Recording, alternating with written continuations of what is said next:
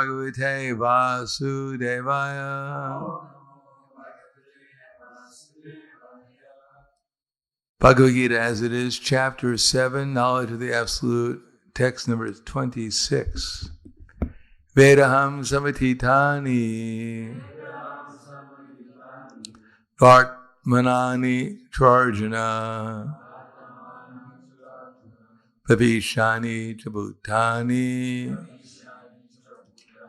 Mam tu Vedana Kaschana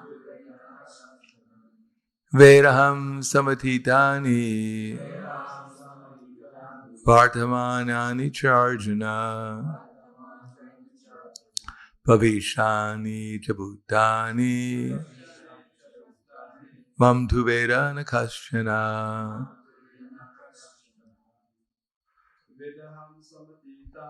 Vedaham samatitani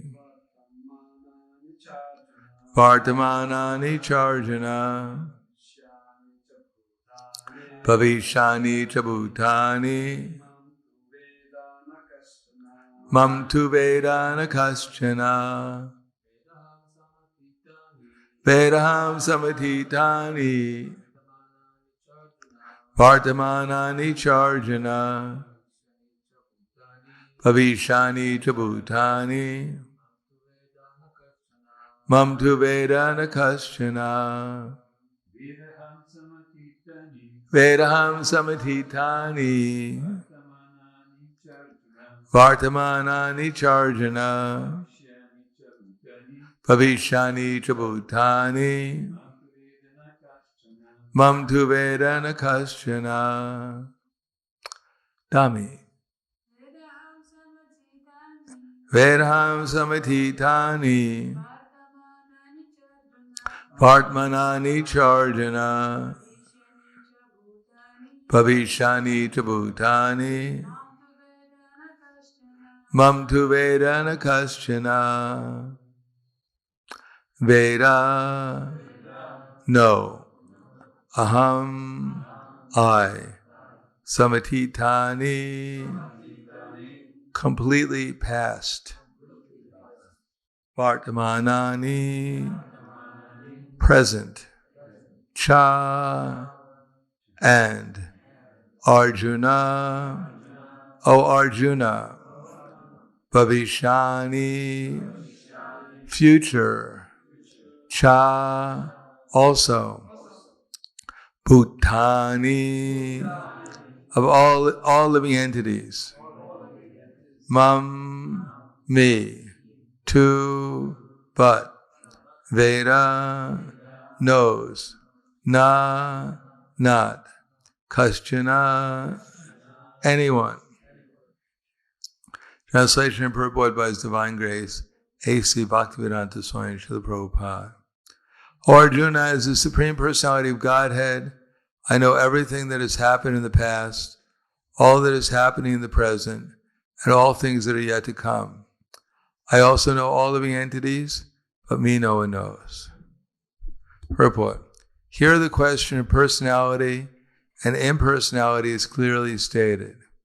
If Krishna, the form of the Supreme Personality of Godhead, were Maya, material, as the impersonalists consider him to be, then like the living entity, he would change his body and forget everything about his past life. Anyone with a material body cannot remember his past life, nor can he foretell his future life, nor can he predict the outcome of his present life. Therefore, he cannot know what is happening in the past, present, and future.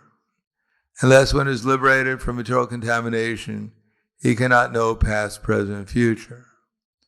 Unlike the ordinary living human being, Lord Krishna clearly says he completely knows what happened in the past, what is happening in the present, and what will happen in the future. In the 4th chapter, we have seen that Lord Krishna remembers instructing Vivishwan, the sun god, millions of years ago. Krishna knows every living entity because he is situated in every living being's heart as a supersoul.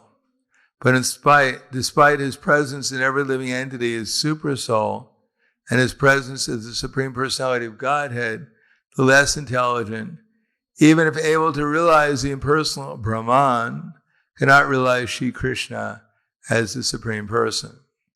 Certainly the transcendental body of Shri Krishna is not perishable. He is just like the sun, and Maya is like a cloud. In the material world, we can see that there is the sun, and that there are clouds and different stars and planets. The clouds may cover all these in the sky temporarily, but this covering is only apparent to our limited vision. The sun, moon, and stars are not actually covered. Similarly, Maya cannot cover the Supreme Lord. By his internal potency, he is not manifest to the less intelligent class of men. As it is stated in the 3rd verse of this chapter, out of millions and millions of men, some try to become perfect in this human form of life, and out of thousands and thousands of such perfected men, hardly one can understand what Lord Krishna is. Even if one is perfected by realization of impersonal Brahman or localized Paramatma, he cannot possibly understand the Supreme Personality of Godhead, Shri Krishna, without being in Krishna consciousness. So the text again. Vedaham samatitani vartmanani charjana bhavishami tribhutani mam tu vedana kaschana. Arjuna is the Supreme Personality of Godhead. I know everything that has happened in the past, all that is happening in the present, and all things that are yet to come. I also know all living entities, but me no one knows. Namo Vishnu Padaya Krishna Prasthaya Bhutale Srimate Bhaktivedanta Swami Namane. Namaste Saraswatam Deve Gauravani Pracharane Nirvishesha Srinivadi Pasya Dhyade Siddharne.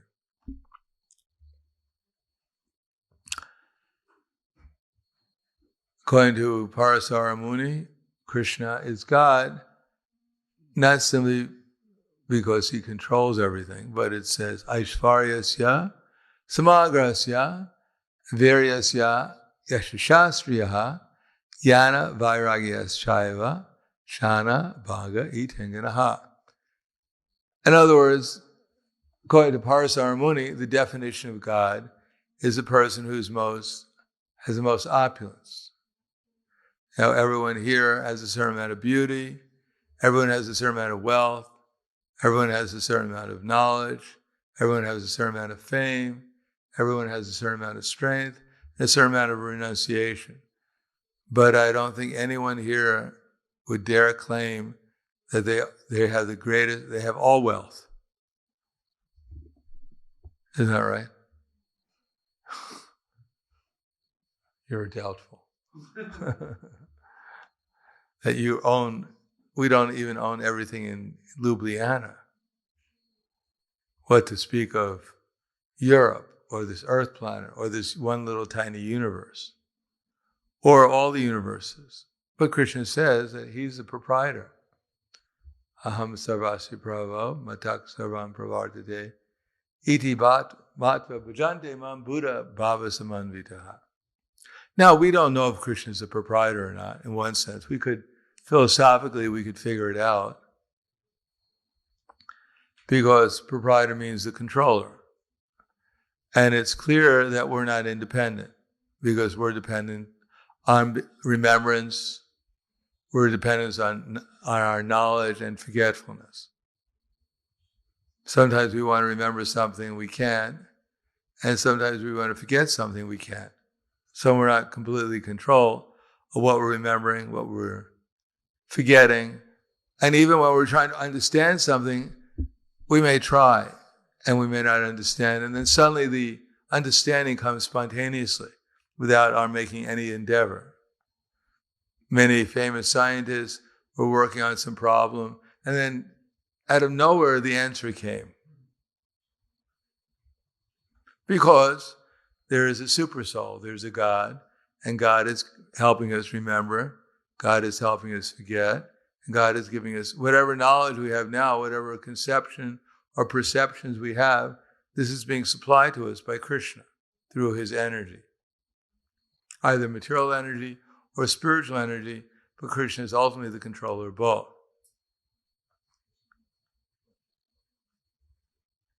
Therefore, we may not know whether Krishna is the proprietor of everything, but we can see that every living entity and every species of life, whether it's an ant or a Brahma or ourselves, we're dependent on remembrance, knowledge, and forgetfulness. We can't do anything. We can't do anything without that knowledge, remembrance, and forgetfulness being supplied to us. Just like a father instructs his son, or a teacher instructs a student, so the Supreme Lord in our heart as the super soul is instructing all living entities all the time. In that way, it's clear he's controlling everything. Even it says, it's Chaksha Esha Savitasa Kala Grahanam, that the sun, this huge ball of fire, which the scientists actually know nothing about, but they speculate like anything about it. Even 20 years ago or more, 30 years ago, there's one article in Time magazine, and it says, we've been investigating the sun for 10 years now, and now we know more about the sun than all the other planets in the universe. Unfortunately, we've just discovered that everything we thought we knew about the sun was wrong. But don't worry, because now we have positive proof of the possible existence of black holes.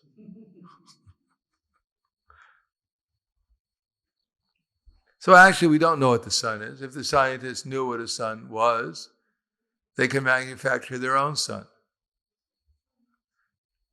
At least big enough so they could put it over the North Pole and help out the Eskimos. Or if they can't do that, it would be impressed if they can just make a little tiny sun and put it in this room and let it circulate the room during the winter especially, save us so much money on heating and lighting. But the scientists can't even make a little tiny sun. So how can we assume that they know anything about the big sun? They can't make a little one. And how is it possible that a sun can come up exactly on time every morning and go down exactly at the calculated time every evening? We don't know when we're going down or when we're waking up. But the scientists, at least, they can acknowledge, they can calculate the sun is so regulated. Matter of fact, in your astrological chart, when you look at the sun, you can see how steady you are. If your sun is afflicted, you're up and down like a yo-yo.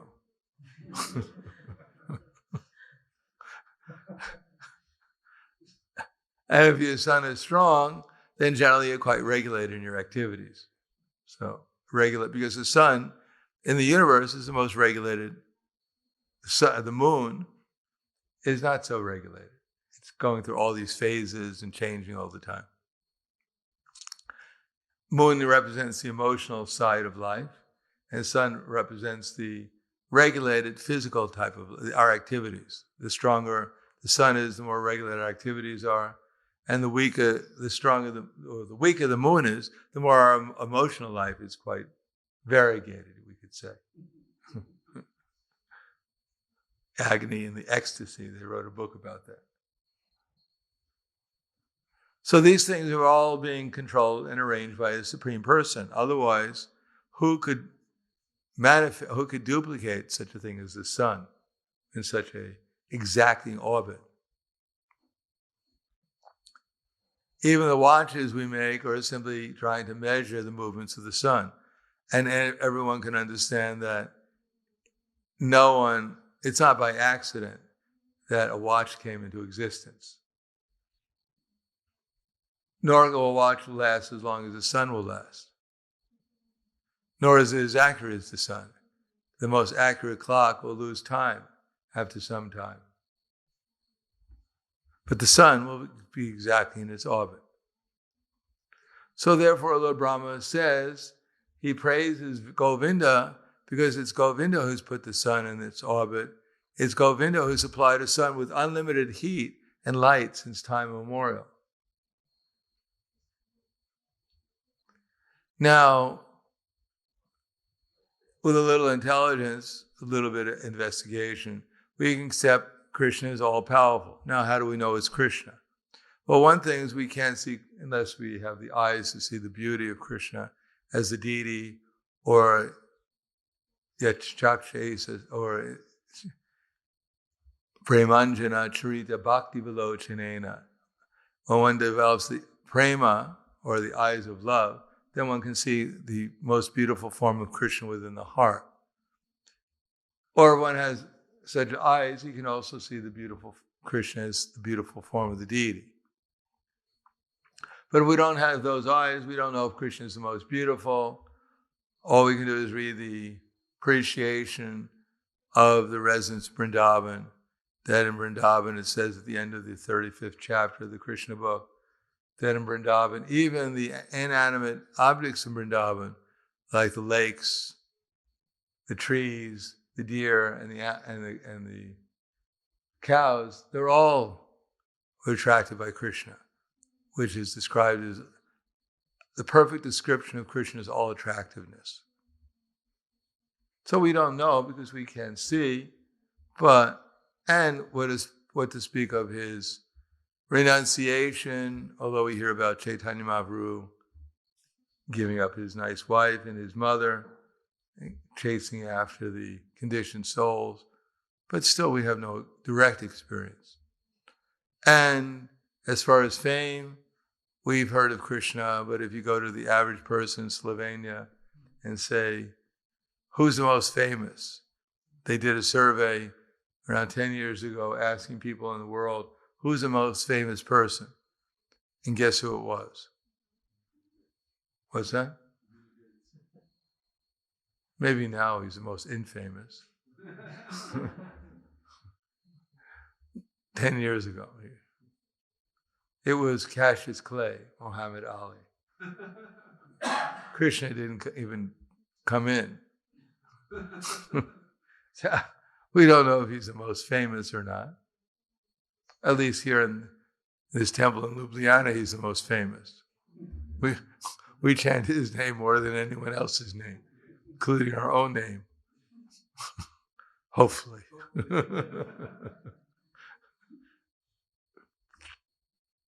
But we do have his Bhagavad Gita, and Bhagavad Gita is Krishna's words. And we want to find out if Krishna is the most intelligent, then we can read his words and see whether they're perfect or not. After all, most of us, we've been in school or university, and no learned professor at the university ever declared that our bodies are changing, but we're not changing. So even the first instruction in Bhagavad Gita surpasses all the academic knowledge and education that we receive from all these other so-called learned persons. And what to speak of the detailed knowledge that Krishna gives, that he's the fire of digestion. Because after all, how is our food being digested? Does anyone know a chemical formulation to digest food? You eat 5 samosas and you're thinking, what's the formulation? Quick, I need some help. Yes. I'm talking about yesterday when we ate 5 samosas. We're still praying.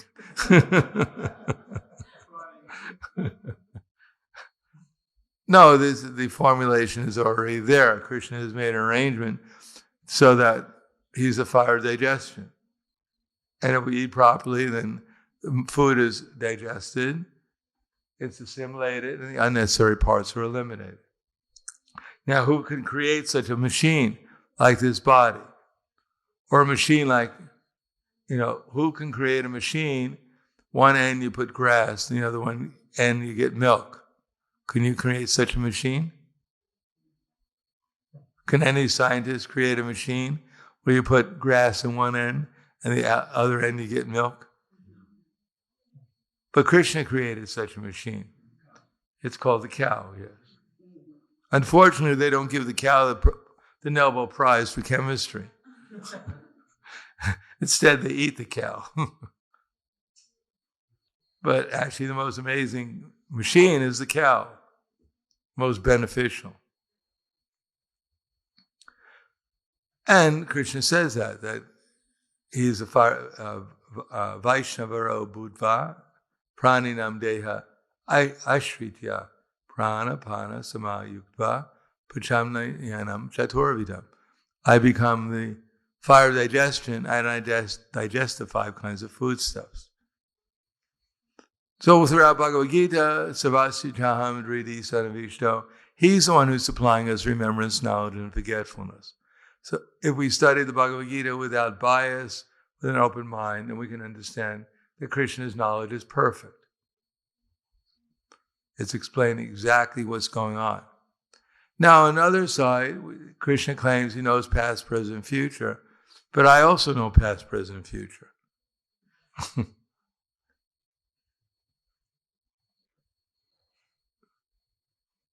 Silence. Yes, I can tell you exactly what's going to happen 1,000,000 years from now, or even 10 years from now, or even 15 minutes years. And I can tell you everything that happened in the past and everything that's happening right now. Do you want to hear it? That's what happens when you study astrology for 50 years. No, actually, Prabhupada said actually the same thing is happening. 5 million years ago, people are eating, they were sleeping, they were mating and defending. And I can tell you exactly what's happening right now, everywhere in the universe. People are eating, they're sleeping, they're mating and defending. And I know exactly what's going to happen 5 billion years from now. People are going to eat, they're going to sleep, they're going to mate and defend. And if you don't believe me, come back and see. So in one sense, past, present, future is not impossible to know. But Krishna knows it in a much more deeper way than we can conceive of. You go to the ocean and think that every single drop of water, Krishna knows where it came from, where it's been, and what's going to be. That energy. Forever. I can see everyone's brains. The smoke is coming out.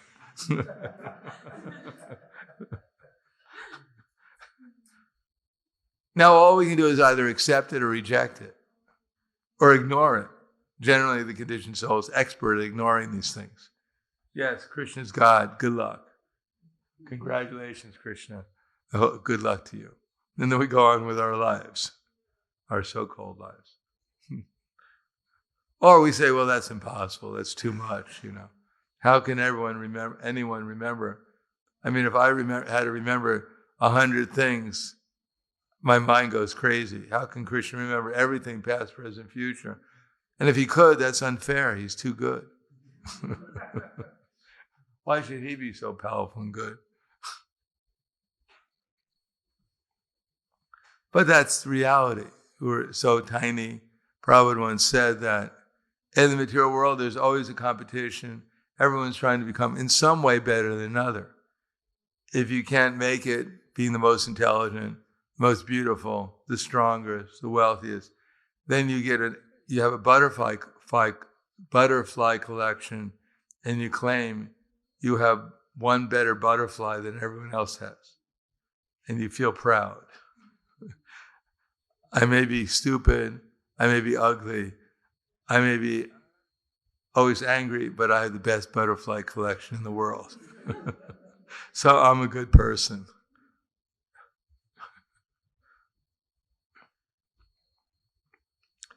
But compared to Krishna, however good we may be, however strong or wealthy or famous we may be, but compared to Krishna, we're all completely insignificant.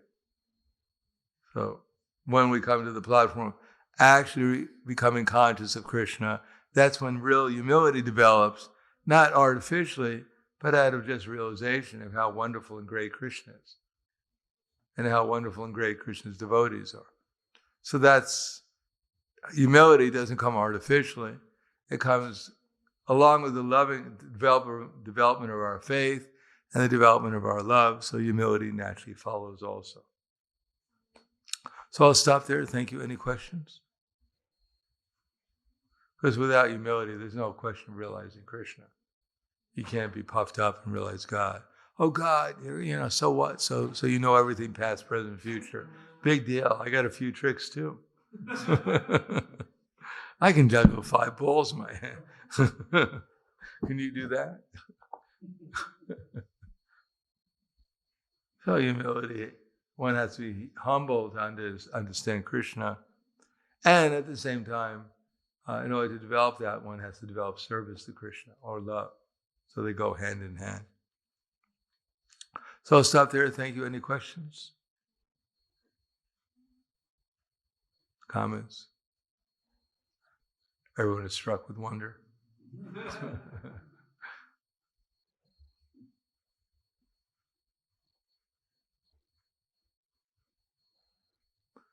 Wow, it's so peaceful. Okay, thank you very much. Grandaraj Bhagavad Gita Ki Jai. Srila Prabhupada Ki Jai. Gaur Premanand.